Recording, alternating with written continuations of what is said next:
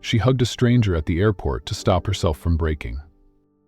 But when the man turned out to be a billionaire and said, "You remind me of someone I lost," her world shifted. What began as a desperate embrace revealed a buried past, a hidden connection, and a truth that would change everything. Before we dive into this unforgettable journey, tell us in the comments, where are you watching from? If stories about love, sacrifice, and second chances speak to your heart, hit that subscribe button. Because tomorrow, we're bringing you another powerful story you won't want to miss. Sophia Bennett clutched a worn duffel bag to her chest as she stumbled through the bustling terminals of JFK Airport. Her eyes were swollen from crying, and her hands trembled with the weight of too much loss for one day. Evicted from her apartment that morning, fired from her diner job just hours later, and dumped by a boyfriend who left with nothing but a shrug, she had no idea where she was going. Her phone was dead, her wallet was nearly empty, and her heart had nothing left to give. The terminal buzzed around her, businessmen clicking away at keyboards, travelers laughing over coffee, airport staff calling out gate changes. But she didn't hear any of it. It all blurred together like a painting left in the rain. She found herself moving step by step without purpose. The cold marble beneath her sneakers was the only proof that she hadn't floated away completely. And then she saw him. A tall man in a charcoal gray suit moved through the crowd like he owned the air itself. His stride was smooth, his jaw clenched with the kind of focus that made people get out of his way. He was flanked by 2 assistants and trailed by a luggage porter. Alexander Cole, CEO of Cole Dynamics. Of course, she didn't know that yet. To Sophia, he was just a man, but in her desperate haze, his steady presence ignited something primal inside her. An instinct for safety, for connection, for someone to hold on to before she disappeared into herself entirely. She didn't think, she just moved. As she rushed toward him, her eyes wide with panic and pain, and before anyone could stop her, she threw her arms around him, clutching his chest, burying her face into his expensive coat, and sobbing with every broken piece she'd tried to hold together. For a split second, everything froze. Alexander's body stiffened with shock. His assistants gasped. The security guard a few feet away reached for his radio. The airport's whirring noise dulled beneath the weight of an impossible moment. A homeless-looking woman had just embraced one of the wealthiest, most private men in the country. But then something unexpected happened. So instead of pushing her away, Alexander's arms rose, slowly, uncertainly, and wrapped around her shoulders. He held her, firmly, gently, quietly, as if this weren't madness, but something sacred. She didn't speak, she just cried, and for a man known for being cold, calculated, and emotionally unavailable, Alexander didn't scold or recoil. He didn't ask who she was, he didn't demand an explanation. He simply stood still and offered what she needed most: warmth. Airport security was already approaching. "She can't be here like this," the guard began. "She's with me," Alexander said, his voice low but commanding. "It's fine." Sophia flinched at the words. Her tear-streaked face lifted. Their eyes met. She realized what she'd done and immediately backed away, mortified. I'm sorry, I thought. I didn't mean to." He watched her, searching her expression, his own unreadable. "Are you all right?" he asked, his voice softened now. She couldn't answer. She didn't know what all right even meant anymore. Sophia wiped her face with the sleeve of her oversized hoodie, shame flooding her cheeks. "I'm sorry," she whispered again, taking a step back. "I shouldn't have touched you. I didn't know what I was doing." Alexander studied her, noting the deep exhaustion in her eyes, the frayed edges of her jeans, the way her fingers trembled not just from embarrassment, but hunger, cold, survival. He could have walked away. He should have. But something about her vulnerability wrapped in a defiant kind of dignity, made him pause. His assistant leaned in, murmuring, "Sir, we're going to be late for the board meeting." Alexander raised a finger. "Cancel it." The assistant blinked. "Cancel the?" "You heard me." Sophia stared in disbelief. "You don't have to. I'm not asking for anything. I don't know what happened. I panicked. I've had a rough day, and I thought. She stopped herself, her voice breaking. Never mind. Alexander stepped closer, ignoring the curious stares forming around them. Do you have somewhere to go? She hesitated, then shook her head. He nodded once, then come with me. Her breath caught. What? I'm not in the habit of repeating myself. Would you help me? She asked, her voice cracking. I don't know, he admitted honestly, but you're clearly not okay, and I'm not the kind of man who turns his back on someone who looks like they're about to disappear. It wasn't charity in his tone. It wasn't pity. It was something else. Sedge concern, perhaps, but underlined by a flicker of something more. A curiosity, maybe even a responsibility. He couldn't explain. Still dazed, Sophia followed him out of the terminal. As they reached the car, his driver opened the door, casting a wary glance toward her. Alexander gestured for her to get in first, and she obeyed, lowering herself into the leather seat like she didn't belong. Which, in her mind, she didn't. Inside the sleek black sedan, silence settled between them. I'm not crazy, she murmured, as if needing him to believe it. I didn't think you were, he replied, eyes focused out the window. I've never done anything like that, hugging a stranger. Alexander turned slightly. You looked like you needed someone. She swallowed hard. I still do. He didn't smile, but something in his face relaxed. They pulled up to a hotel in Midtown, luxurious, towering, gleaming in gold and glass. Sophia stared at it in disbelief. Wait, why are we here? I have a suite upstairs, he said simply. You'll stay the night, we'll figure out the rest in the morning. And yes. I can't. I'm not that kind of girl. I'm not doing anything for a place to sleep. His eyes narrowed. I didn't ask you to. She looked down, ashamed again. Right, I'm sorry. It's just, that's what people expect. And not cheaply. She followed him up anyway, too tired to argue, too broken to care. When the suite door opened, she stepped inside and gasped. It was bigger than any apartment she'd ever lived in. Plush carpets, glass chandeliers, sleek furniture, floor-to-ceiling views of Manhattan's skyline. He showed her the guest room. Take a shower, there are fresh clothes in the closet. They might not fit, but they're clean. Why are you doing this? She asked again. Alexander's voice was quiet. I don't know yet. And he walked away. Sophia stood there, lost in the quiet hum of the suite, wondering what kind of man helps a stranger who hugs him in an airport. And, more terrifyingly, why it had felt like the safest place in the world when she did. The silence between them stretched as the car pulled away from the airport terminal, the tinted windows blurring the chaos outside. Sophia sat in the plush leather of Alexander's private car, her fingers fidgeting in her lap. She had never been in a car this luxurious and expensive. Everything smelled of power, clean leather, light perfume, polished wood. She didn't even know where they were going.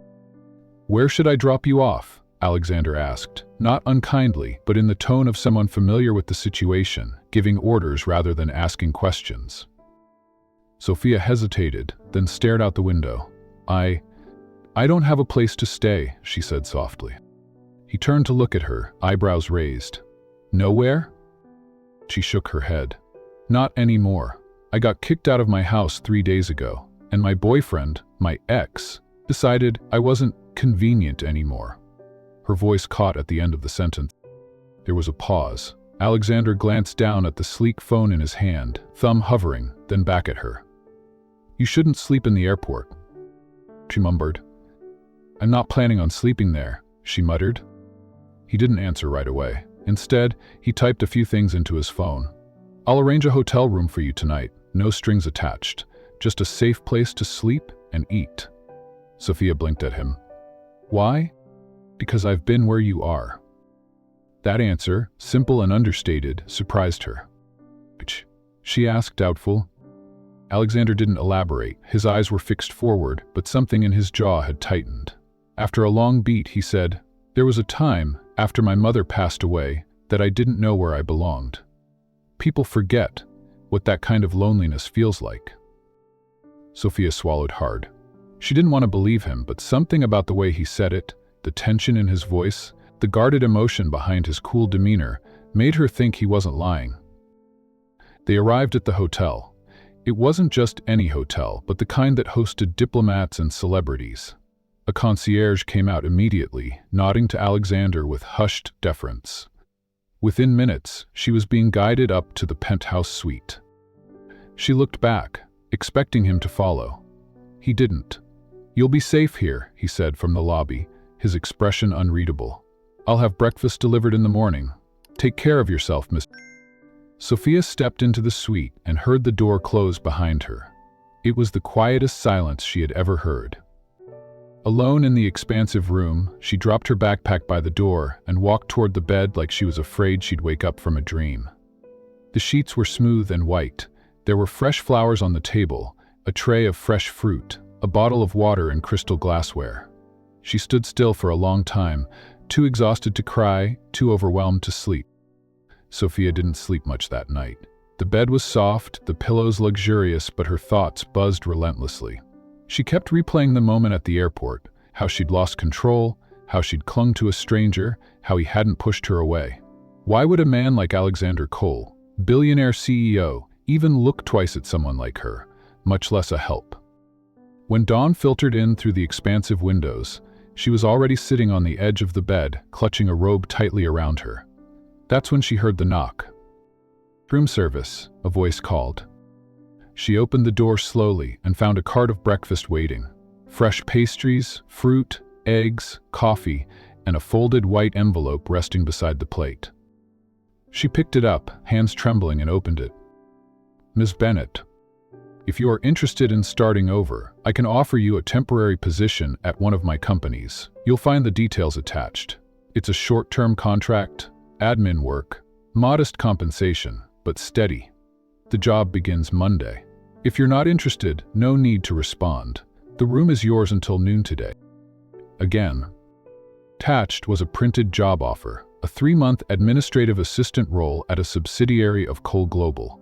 The pay wasn't extravagant, but it was real. It was a lifeline. Sophia stared at the letter, mouth slightly open.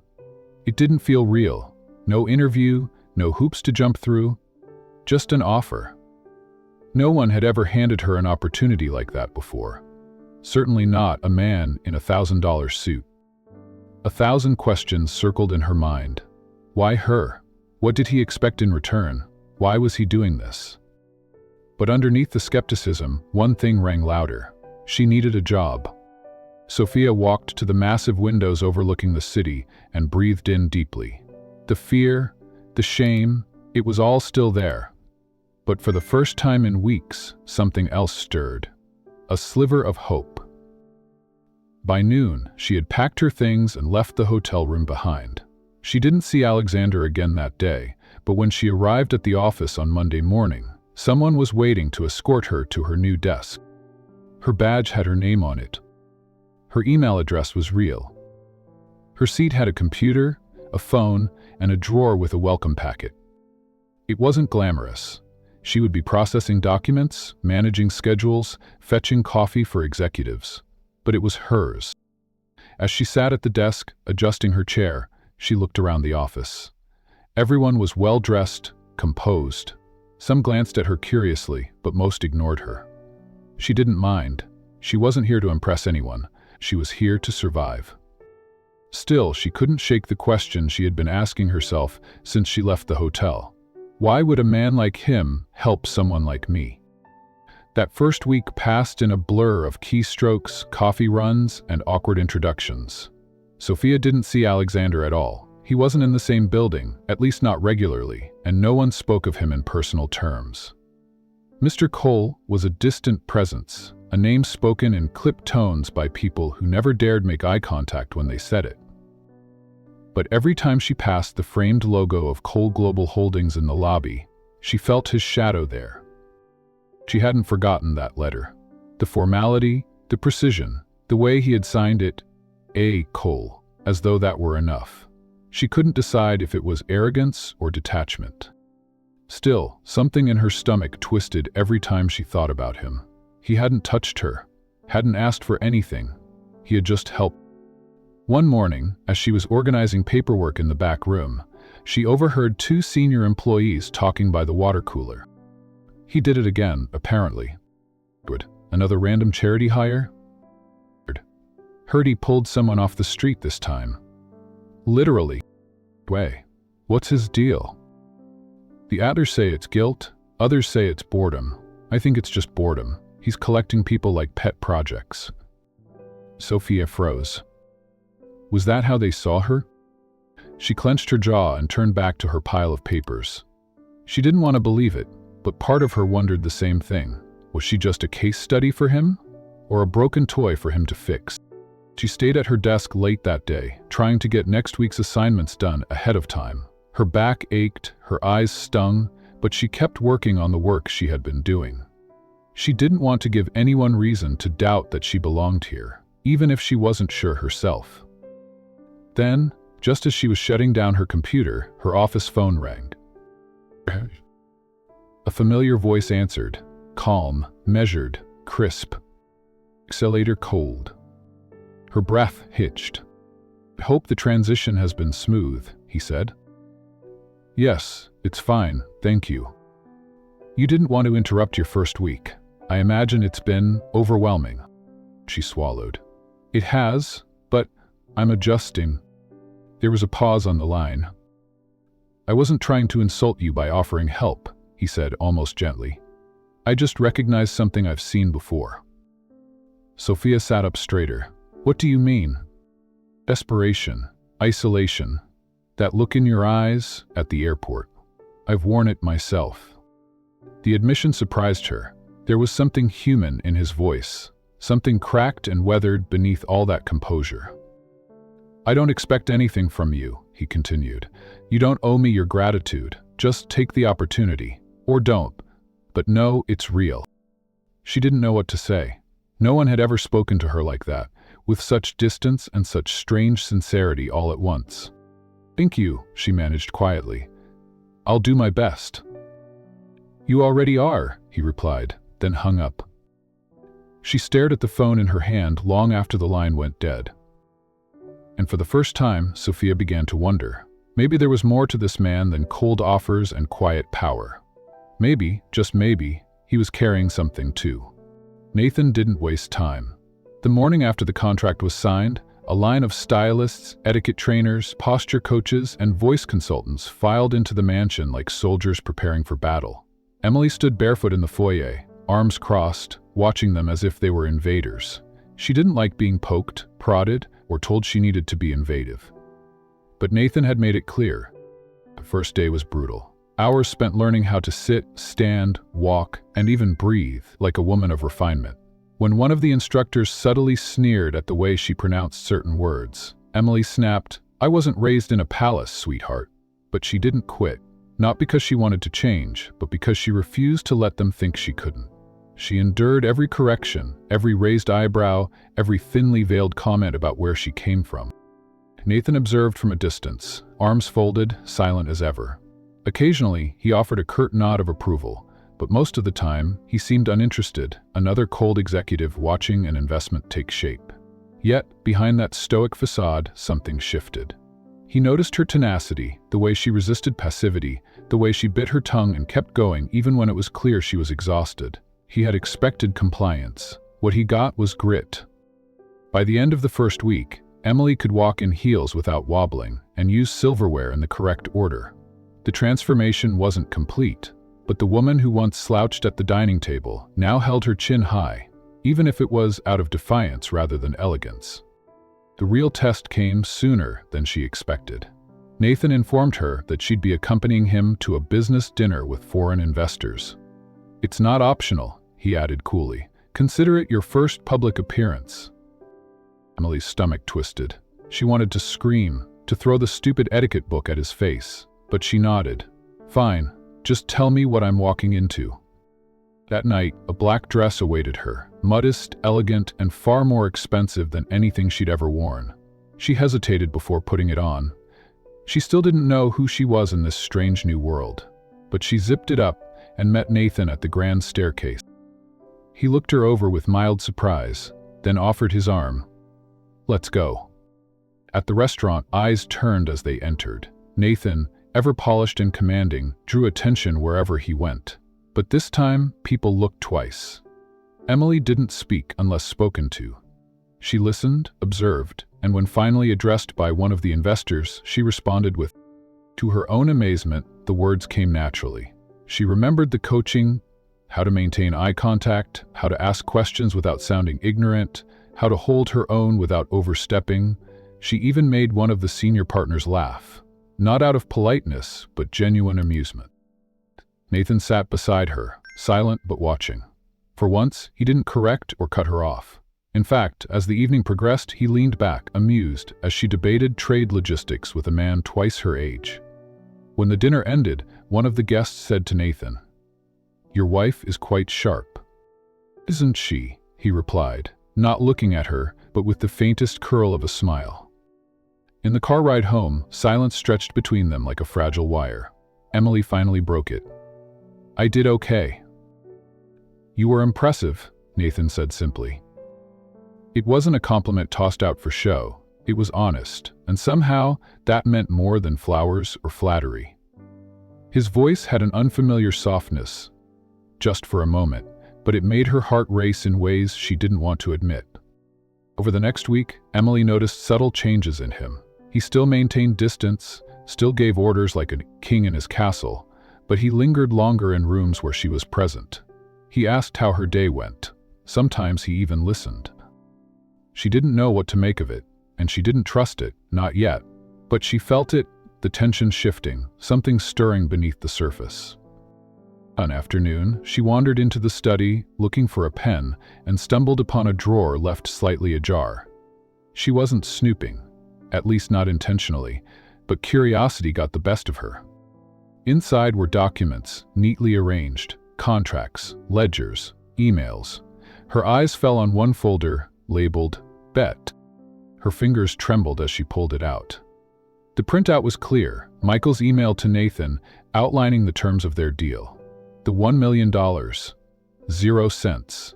The conditions. The words, "You won't last 3 months with her," and Nathan's cold reply, "Watch me." A hollow sound escaped her lips. The room spun. He hadn't done this out of pity or curiosity or anything remotely human. It had all been a game. She was a pawn, a punchline, a trophy for a man too arrogant to feel shame. She dropped the papers and backed away like they were on fire. Rage surged, then humiliation. How could she have been so stupid? She'd allowed herself to believe, just a little, that he might seen her as something more. That night, she barely spoke during dinner. Nathan noticed but didn't ask. He assumed she was tired. After all, the gala was coming up and she had to prepare. But Emily's mind was miles away. She stared at her reflection in the bathroom mirror and saw a stranger, polished, poised, but hollow. Her hands gripped the edge of the sink as she struggled to hold in the sob that clawed up her throat. Back in her room, she clutched the contract she'd foolishly agreed to. She felt sick. All the training, all the clothes, all the empty dinners, it was all built on a lie, a cruel dare among the rich. And she had walked straight into it. The next morning, she avoided him. He left early for a meeting, and she was glad. She needed space, clarity, a plan. But as the hours passed, her anger burned hotter. She wouldn't be quiet. She wouldn't let him win. At dusk, she stepped into his study again, this time with purpose. The emails were still there. She tucked one into her jacket. She would confront him, and when she did, she'd make sure he knew exactly what kind of woman he had underestimated.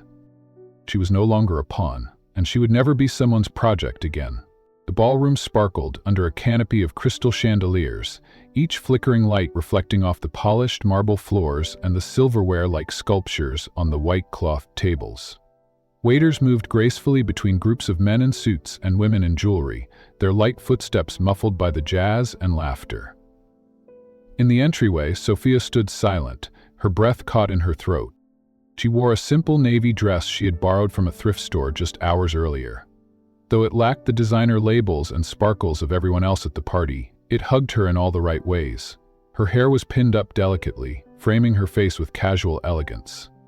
The change was more than just a physical one. She had spent weeks learning, adapting, proving herself. Tonight was the first time she didn't feel like an outsider. Yet, as she entered the ballroom, all eyes seemed to be on her, and not all of them kind.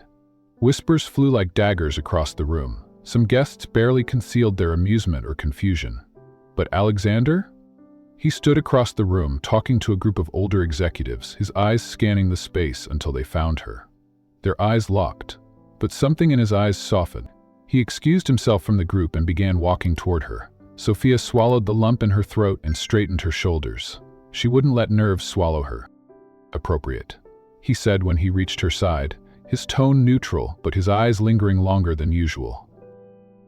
"Thank you," she replied, her voice calm despite the storm in her chest.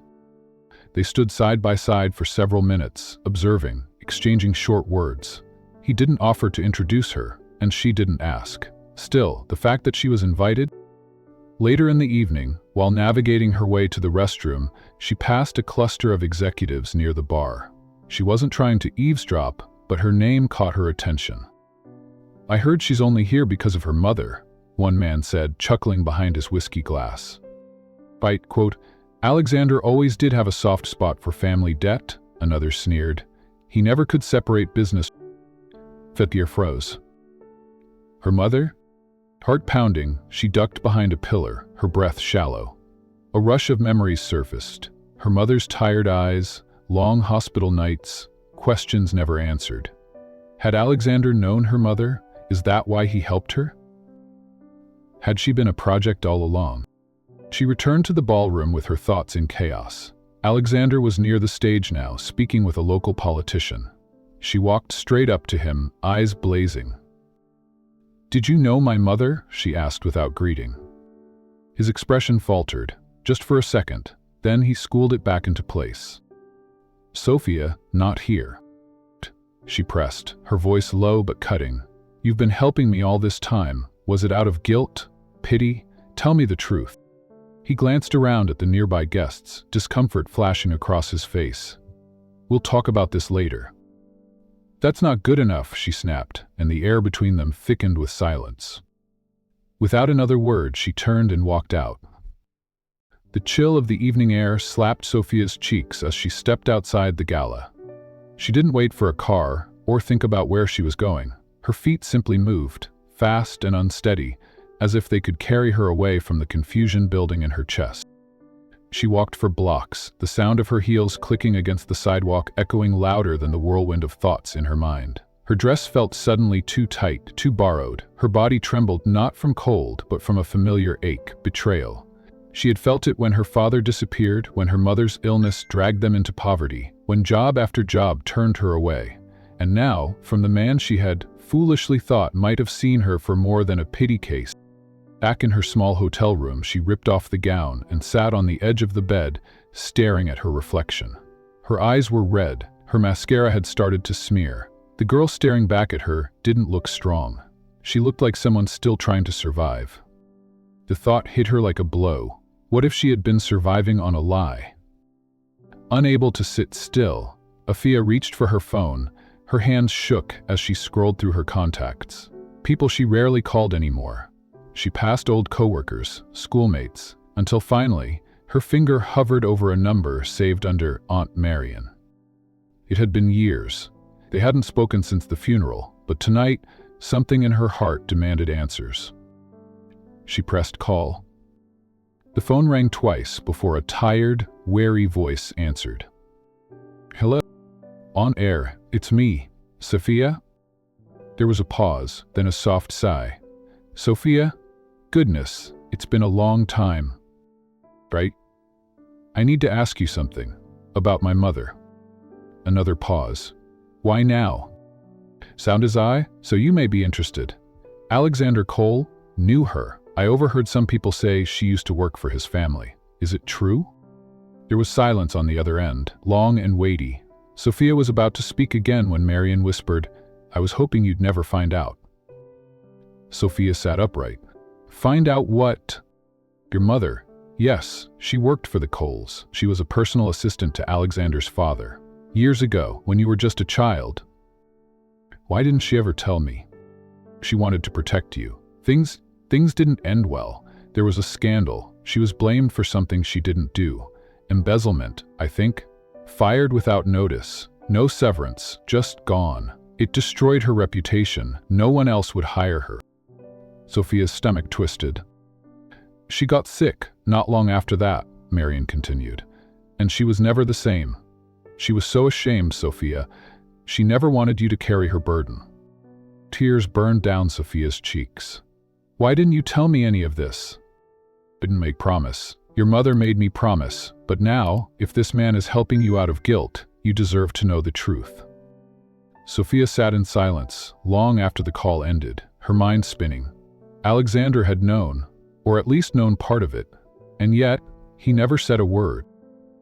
Was everything between them, every gesture, every opportunity, tainted by some unseen debt? She didn't sleep that night, just sat, staring out the window at the city lights, her heart heavier than ever. In the morning, she would confront him. She didn't care if it shattered everything. She needed the truth, not just for herself, but for the woman who had once been broken in silence. Sophia returned to work the next morning, as if nothing had happened. But inside, everything had changed. The walls of trust she had cautiously built with Alexander had collapsed overnight. She moved quietly through the office, keeping her head down, avoiding his gaze, and focusing on her tasks like her life depended. Alexander noticed immediately. The brightness she brought into the room had dimmed. Her laughter, always soft and rare, was gone. During meetings, she kept her answers short, professional, and devoid of emotion. When their eyes met by accident, she looked away. By Thursday afternoon, he couldn't take it anymore. She said, catching her just before she could disappear into the elevator. "Can we talk?" She hesitated. The hurt in her eyes was sharp, but after a moment she nodded. 5 minutes? They sat in his office. He closed the door and leaned against the desk, arms crossed, shoulders tense. "I owe you the truth," he said. "All of it." Sophia didn't answer. She waited. Alexander took a deep breath. "Years ago, my father, Robert Cole, fired your mother. I was 16. I remember the scandal. They accused her of theft." Sophia's breath caught in her throat. She clenched her fists. "I never believed she did it," he continued. "I owe her. She used to bring you to the lobby sometimes after school. She was kind, hardworking. My father, he didn't care about kindness." "Why didn't you say anything sooner?" she asked, her voice trembling. "He wasn't sure it was you at first, but when I saw your name that day at the airport, it all came rushing back." Her voice cracked. "So this was pity? Guilt?" I said quickly, "Not guilt. I didn't know what I was doing at first, but as I watched you, how you fought, how you protected people, how you kept showing up when the world kept shutting you out, I saw someone strong, someone brave. Someone like her." Sophia looked away, trying to process everything. She felt exposed, like her past had been read aloud without her consent. Yet something about his tone was different, softer, honest. "Thank you," she said finally, "for telling me." He didn't move. "Can you forgive me?" She didn't know the answer, not yet. But for the first time since the gala, she looked him in the eyes and didn't look away. Sophia left Alexander's office with her heart pounding. She didn't know what she had expected: anger, excuses, maybe even denial, but not that. Not the boy in his voice when he spoke of his. But even if his words felt sincere, she wasn't sure how to carry them. The next few days passed in quiet tension. She continued her work with diligence, but the emotional walls were no longer as solid. She found herself watching him from across the room, catching the subtle ways he glanced her way, checking, maybe hoping. One morning, while sorting through donation paperwork for a women's shelter partnership, Sophia paused over a handwritten note tucked between files. It wasn't addressed to anyone, just folded neatly. It was Alexander's handwriting. She hesitated, then unfolded the page. "I don't know if she'll ever believe me, but I hope one day she will. I want her to know I saw her before I knew who she was. That what I feel now, it's not because of the past, but despite it. She changed something in me. I just wish I knew how to tell her." Sophia sat still for a long time, the words sinking into her. It wasn't a grand gesture. It wasn't meant for her to find, but that made it all the more honest. Later that day, as they passed each other in the hallway, she stopped. "Read your note," she said softly. He looked surprised, even alarmed. "You weren't supposed to see that." "I'm glad I did." A pause. "I don't know what this is," she continued, "or what it's becoming, but I believe you meant it, and that matters." Something shifted between them then, not dramatic, not immediate, but real, a kind of peace, a crack of light through the wall.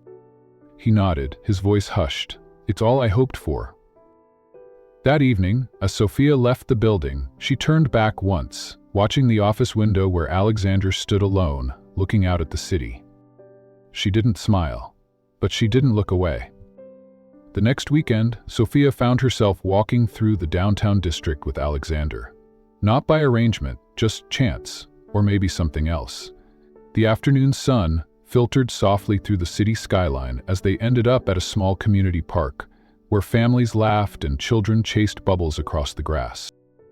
It wasn't business, it wasn't forced, just two people, still cautious but open. They sat on a bench near a fountain, the sound of water masking the silence between them. "Come here often?" she asked, half smiling. He glanced around. "My mother used to bring me here when I was little, before everything changed." Sophia leaned back, gazing at the trees. "It's funny how places remember." He looked at her then, his voice lower. "I've spent so much time pretending none of it mattered, but ever since that day in the airport, you've reminded me that feelings don't just disappear." Sophia turned to face him. "I wasn't looking for a savior, I just needed someone to see me. And for a moment, you did. Still do." His words hung in the air, neither too soon nor too late. They didn't hold hands, they didn't fall into an embrace, but when they stood up and walked back toward the street, their steps matched. Back at the office on Monday, Sophia returned to her desk with renewed energy. She greeted people with confidence, no longer shrinking into herself. A few colleagues noticed. One even asked if she'd changed her hair. She hadn't. Alexander, true to form, kept his distance in meetings. But now there was something different in his posture, his tone. He no longer barked commands. He asked, he listened. That week, Sophia was assigned to co-lead a new mentorship program for underprivileged interns, an idea she had quietly proposed weeks ago. She found a handwritten note paper-clipped to the file. "Have your idea, your lead, show them what's possible." Her fingers tightened around the paper as her heart swelled. He wasn't just saying he believed in her, he was giving her space to lead. For the first time in years, Sophia felt something she hadn't dared to hope for. Trust. And from trust, maybe, just maybe, something even deeper could grow. Alexander sat at his desk, the sunlight casting long shadows across the polished surface of his office. The weight of the truth weighed on his chest like a boulder. Ever since Sophia had left him, her eyes clouded and dark with disbelief and betrayal, he had known the past could not be buried. It was never about the mistake itself, but about what it had cost her. Her mother's name, her dignity, her future. He called an emergency meeting of his internal audit team and his legal team. There was no preamble, no preamble. "I want every document related to the investigation of the coal industry's theft in 2002, he said, "and I want to know who buried it." The group fell silent, hesitant. That was the year his father had handled things quietly, ruthlessly. But Alexander persisted. For the next 2 weeks, the hallways hummed with whispers. Dusty archives were searched. Confidential memos were deciphered. The deeper they dug, the louder the silence. Then they found it in a forgotten personnel file. An unsigned memo from a junior accountant raising concerns about skewed numbers. The paper trail pointed to Alan Trevors, then the CFO, who had abruptly resigned weeks after Sophia's mother was fired. Alexander tracked him down to a small retirement community in Arizona. Trevors looked up at him, a man haunted by age and guilt. "Your father said it would ruin the company," he insisted. He said she'd had enough, but it wasn't her. I knew it. Alexander returned to town a changed man. He called a company-wide meeting. Hundreds of people filled the room, executives, interns, assistants. Sophia sat in the back, arms crossed, looking nervous, unsure why she was there. When the lights dimmed and Alexander stepped onto the stage, he didn't smile. He didn't move. He just held up a stack of papers. "This is the truth we buried," he said, his voice echoing across the hall. Sophia Clark's mother, a loyal employee, was wrongfully accused of theft. She was not guilty. She was framed, and this company owes her and her daughter not just an apology, but a legacy of correction. The silence that followed was heavy, and then, slowly, applause began. It wasn't thunderous, but it was steady, real. Sophia's heart thudded painfully in her chest. She wasn't sure whether to stand or leave. All she knew was that, for the first time, someone had spoken her mother's name with honor. After the assembly, Sophia returned to her desk, trying to make sense of it all. An hour later, HR approached her with a letter. She'd been accepted into the company's elite leadership development program. Not because of her history, not because of pity, but because of her performance, her initiative, and her courage.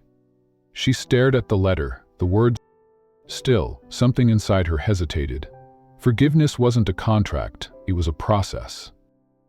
Let me continue with segment 2 to complete the full 1,200 words.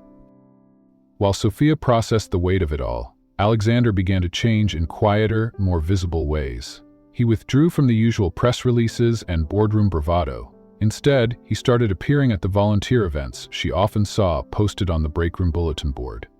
Soup kitchens, youth mentorship programs, food drives, and underfunded neighborhoods. But he never announced his presence. No entourage, no photographers, just Alexander, in jeans and rolled-up sleeves, handing out sandwiches and listening, truly listening, to people he once would have walked past without a second glance. Sophia didn't confront him about it. She didn't need to. Others told her. A shelter manager emailed her after a visit, writing, "I think he's trying to make something right, not just for you, but for himself." She saw it too. In staff meetings, Alexander began asking different kinds of questions, not just about profit margins, but about mental health resources, diversity initiatives, and employee retention beyond salary perks. The corporate culture shifted subtly. The changes were real. Still, she kept her distance. Then, one rainy Thursday, after a particularly long meeting, she found a handwritten note folded on her keyboard. She knew the handwriting now. "I won't pretend I can fix everything, but I can promise I won't stop trying. Not because of guilt, but because you showed me what truth costs when it's buried." Sophia stared at it for a long time. She didn't cry, but something inside her, the old scar tissue around her trust, began to soften. 2 weeks later, the corporate volunteer committee invited employees to assist in renovating a dilapidated youth outreach center in the city's south end. Sophia showed up early, hair tied back, in a worn sweatshirt and boots. She didn't expect to see him. Alexander was already there, painting a wall bright green with one of the interns. There was paint on his cheek and laughter in his eyes. No boardroom mask, no corporate distance, just a man working shoulder to shoulder. When their eyes met across the room, he gave a small nod, not expecting anything in return.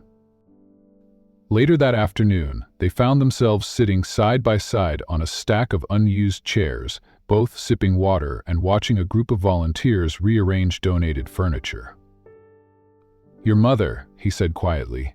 "What was her dream?" Sophia looked at her hands. She wanted to open a small bakery, said she'd call it Sweet Redemption. He smiled, not mocking, just thoughtful. "I like that."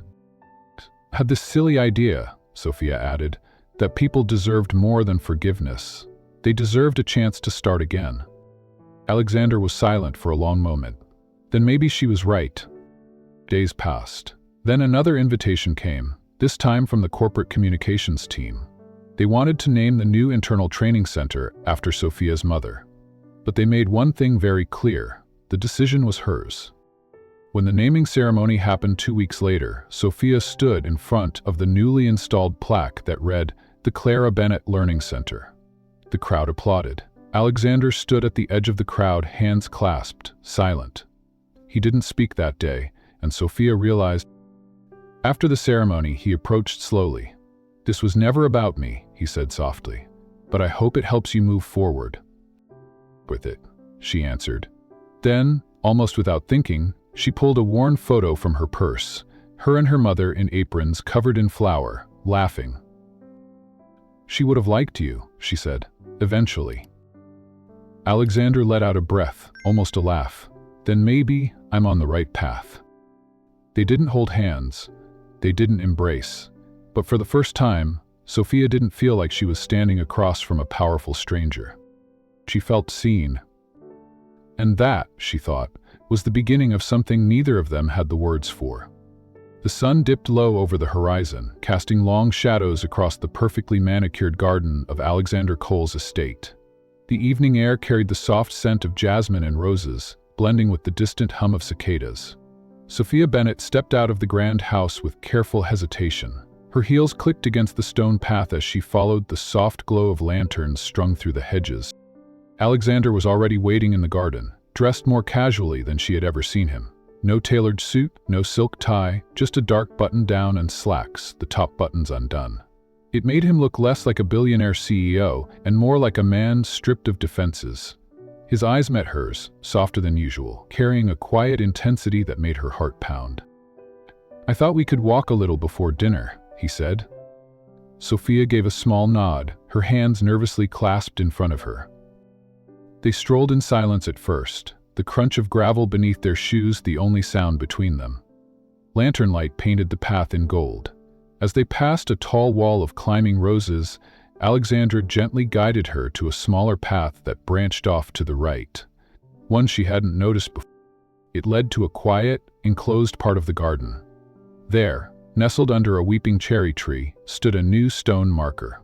The polished marble shimmered under the moonlight.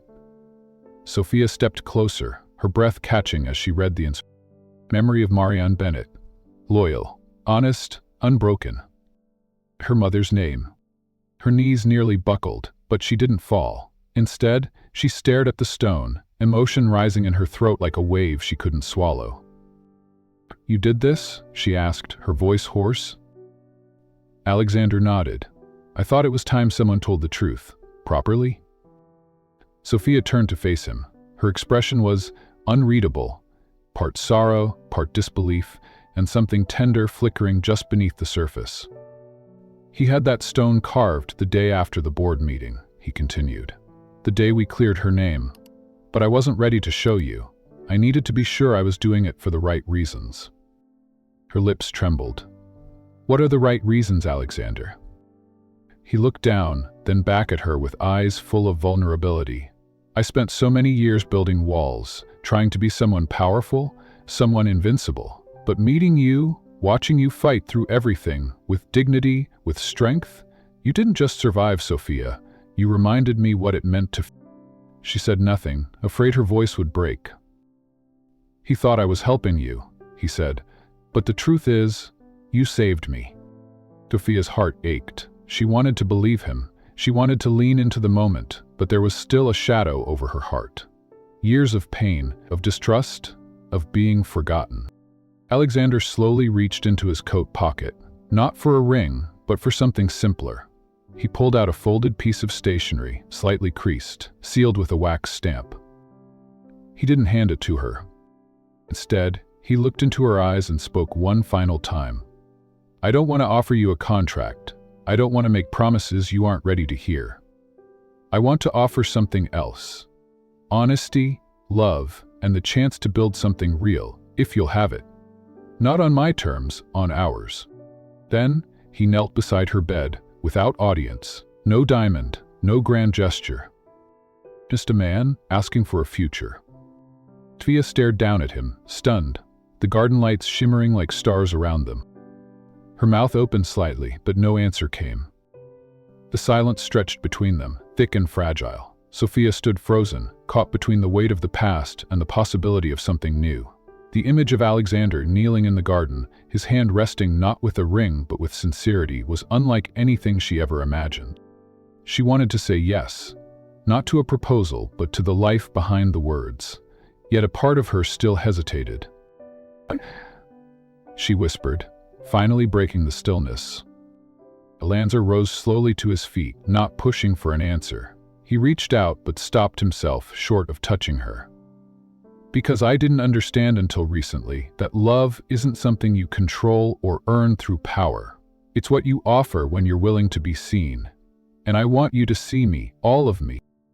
Sophia turned toward the stone again, tracing her fingers over her mother's name. Her chest ached from holding too many feelings all at once. They walked back to the estate in silence. At the door, Alexander paused. Take your time, I meant it. This offer isn't a performance, it's your choice. She nodded quietly, and he stepped aside, letting her enter the house first. The next morning, Sophia found the folded letter on the nightstand beside her bed.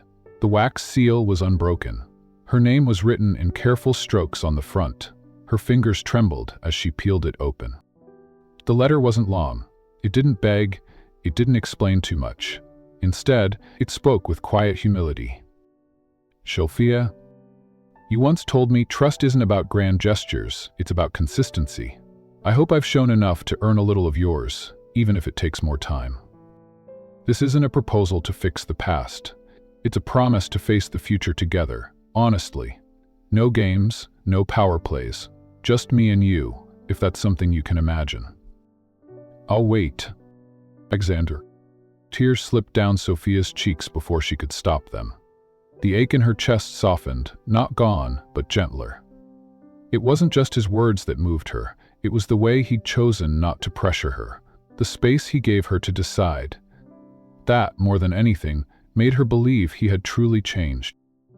Later that day, she walked through the garden again, alone. She paused in front of the memorial stone, laying a single lily at its base. Then, as the breeze whispered through the hedges, she turned toward the mansion, not with certainty, but with a heart slightly more open than the night before. Moving aside, she found Alexander seated by the window, a book in hand. He looked up the moment she entered, their eyes locked. She didn't speak. Instead, she stepped forward, slowly, deliberately, and sat beside him. For the first time in days, they didn't need words. The quiet said enough. 1 year had passed since Sophia Bennett first wandered through the airport, broken and lost. Today, she stood at the heart of something extraordinary, a vision she had helped build with her own 2 hands. The Parker Bennett Foundation, born from pain, healing, and redemption, had opened its doors to hundreds of young people, single mothers, and those forgotten by society. It was her heart on display. Sophia moved with quiet confidence through the foundation's main hall, nodding to staff and greeting a few of the children she'd come to know by name. Her posture was straighter, her eyes brighter. The girl who once begged the world to see her now led it forward. In the boardroom, she and Alexander co-chaired their weekly leadership meeting. Their dynamic was seamless. Hers in every sense, she spoke with clarity and conviction, while Alexander sat back, admiring the woman she had become. He no longer needed to lead everything. He didn't want to. Sophia's strength had reshaped not only their organization, but him as a man. After the meeting, Alexander caught her hand as she stood to leave. "You've been quiet this morning," he said softly. Sophia smiled. "Just thinking about everything we've built. A year ago, I couldn't imagine any of this." His eyes softened. "I couldn't imagine it without you." Outside, the final preparations for their wedding were underway. In a countryside garden behind the foundation's rural retreat home, rows of wildflowers bloomed under the late spring sun. The space was simple. No luxury, no opulence. Just the earth, the sky, and the people who had walked with them through the fire. The guest list was small. Friends from the foundation, a few colleagues, and several of the children and families whose lives had been touched by Sophia's work. There were no paparazzi, no designer gowns, no private security. Only the essentials: love, purpose, and community. Inside her dressing room, Sophia stood before the mirror in a dress she'd sewn herself. It wasn't flawless, she wasn't a professional, but it was hers. Each stitch represented a chapter of her journey, from the eviction notice taped to her old apartment door to the nervous first day as an office temp, from betrayal to healing, from fear to forgiveness. She took a steadying breath, then opened the door. "Ready?" asked Olivia, one of the volunteers who had become a dear friend. Sophia nodded, her voice full of emotion. "More than I ever thought I'd be." The music started. As she walked through the garden aisle, Alexander turned to face her. His expression was raw, open, reverent, overwhelmed. She looked back at him and saw a man not trying to rescue her, but one who had allowed himself to be rescued by love. As she reached him, he took her hands. "You weren't a girl who needed cracking. Just this. You weren't the girl who needed saving. I was." Tears welled in her eyes. She didn't need anything more. They exchanged vows, not promises of perfection, but of effort, growth, and truth. When they kissed, the audience erupted into applause, but Sophia only heard the sound of her heartbeat syncing with his. After the ceremony, the newlyweds walked hand in hand through the fields behind the garden, away from the chatter of celebration and toward a quiet spot beneath a willow tree. Sophia let out a soft laugh as her shoes sank slightly into the earth. "I didn't think I'd cry," she said, brushing away a tear. "But then you had to go and say that." Alexander grinned. "I meant every word. I don't think I realized how lost I was until you walked into my life. You didn't just change it, you redefined it." They sat together beneath the willow, surrounded by the scent of wild jasmine and fresh soil. In the distance, children's laughter echoed from the retreat center. A girl ran across the lawn, waving a ribbon streamer, while her mother looked on with pride. It reminded Sophia of everything they'd hoped the foundation would be: a place for second chances, for dignity, for dreams rediscovered. That evening, back inside the foundation's main hall, Sophia stood before a canvas draped in white cloth. The guests had gathered one last time to witness the unveiling. "It isn't just a painting," she said, addressing the crowd with gentle strength. "It's a story that began long before I walked into that airport. Before I knew Alexander. Before I knew what I was capable of. It's the story of the woman who gave me the heart to survive, even when the world tried to silence her." With that, she pulled the cloth away. Gasps and soft murmurs filled the room. It was a portrait of her mother, painted in warm tones, her expression serene, proud, and filled with a kind of quiet resilience. Behind her, barely visible, were brush strokes that mirrored Sophia's own journey. Dark colors fading into light, lines of sorrow. Alexander stepped beside her, his arm resting gently at her back. "We've decided to hang this here," he announced, "in the main hall of the Parker Bennett Foundation, as a reminder that our past doesn't define us, but it can inspire what we build next." The room erupted into applause, but Sophia's eyes never left the painting. For a moment, she could almost feel her mother standing beside her, proud not only of the art, but of the woman Sophia had become. Later that night, the couple returned to their small guest cottage behind the retreat center. It wasn't the mansion, and that was by design. The cottage was quiet, filled with simple furniture, hand-picked books, and sunlight that spilled across the hardwood floors in the mornings. It was the kind of home they had chosen together, not because it was grand, but because it was real. As they sat together on the porch, watching the stars rise, Sophia laid her head on Alexander's shoulder. "How do you ever wonder how different our lives might have been if I hadn't hugged a stranger at the airport?" Alexander chuckled softly. "All the time, but then I remind myself, maybe it wasn't a mistake." She looked up at him, brow lifting. "What do you mean?" He met her gaze, voice low and full of reverence. "Sometimes, what looks like a mistake is actually fate choosing for us." She smiled. "Then, I'm glad fate knew better than we did." They sat like that for a long time. No words, no more plans, just two souls who had finally found peace. The stars above shimmered, and from the open windows of the cottage, the faint scent of fresh paint and lavender drifted out into the night air. The story of Alexander and Sophia didn't end with a kiss or a wedding.